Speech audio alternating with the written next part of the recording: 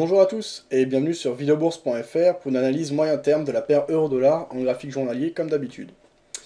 On voit qu'on est dans une dynamique qui est haussière avec des plus hauts de plus en plus haut et des plus bas de plus en plus haut. Actuellement on est en phase ascendante avec récemment un franchissement des précédents plus hauts qu'on voyait ici, alors je vais tracer de manière plus précise, qui était marqué à 1.3861, qui avait été marqué le 2 février dernier. On a enfoncé ces niveaux, on est dans une phase d'accélération désormais, avec actuellement 1.3972,8. Donc on a un support oblique haussier qui est parallèle à la résistance oblique haussière, ce qui indique une tendance assez saine et régulière. Au niveau du décompte des vagues d'Elliott, pour moi, on a eu une première phase d'accélération haussière ici, mais elle n'est pas vraiment valide. Donc on va pouvoir commencer la tendance réellement à partir du 7 janvier. Donc phase d'accélération haussière, correction. On est en cours de la seconde phase d'accélération haussière. Donc théoriquement, il restera encore une phase d'accélération, une phase de correction et une cinquième et dernière phase d'accélération qui devrait composer la tendance régulière. Alors je ne suis pas un spécialiste de la théorie des vagues d'Elliott, donc je vous invite à vous renseigner. Ne prenez pas ce que je dis pour argent comptant. Alors, actuellement, on est au milieu du canal, ni dans la zone haute, ni dans la zone basse. La prochaine résistance se situe, selon moi, au niveau des précédents plus hauts qui avaient été marqués le 4 novembre 2010, donc à 1.4288. Donc, en dessous de ces niveaux, je vois pas de zone de résistance majeure. On a franchi les précédents plus hauts assez récemment. Le mouvement a l'air assez soutenu.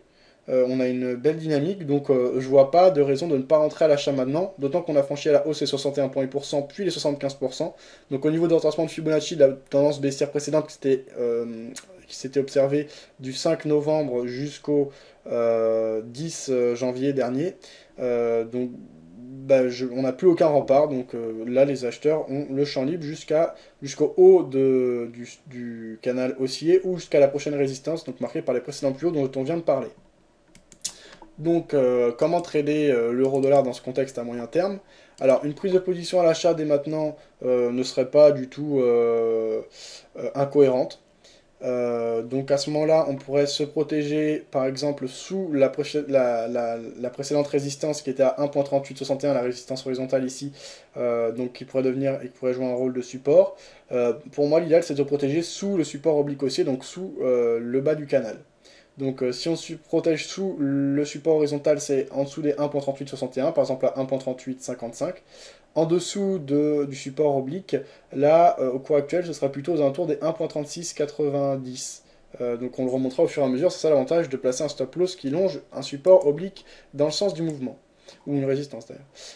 Donc si on est à la vente. Donc au niveau de l'objectif, comme j'ai dit, je ne vois pas de rempart avant la zone de résistance, soit le haut du canal, soit la résistance des 1.4278. Donc par précaution, et si on veut absolument avoir un take profit, on pourrait le placer en dessous de la résistance horizontale, donc en dessous des 1.4280, par exemple à 1.4270, ou 1.4260 si on ne veut pas trop le serrer.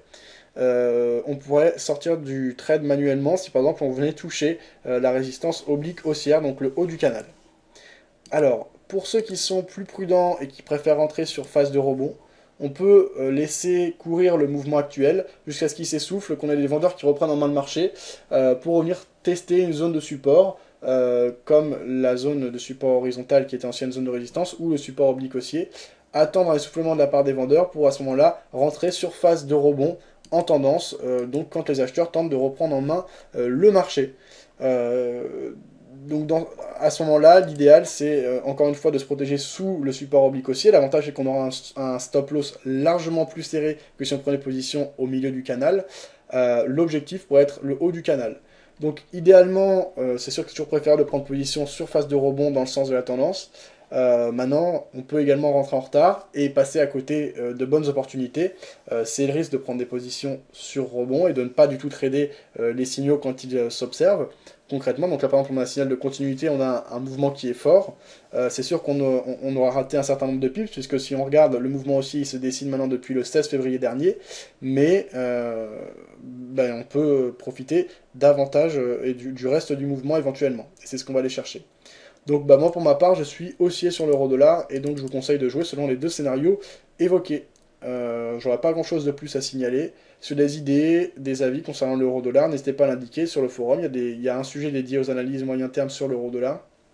Sinon, eh bien, je vous souhaite un bon week-end et à bientôt sur vidéobourse.fr.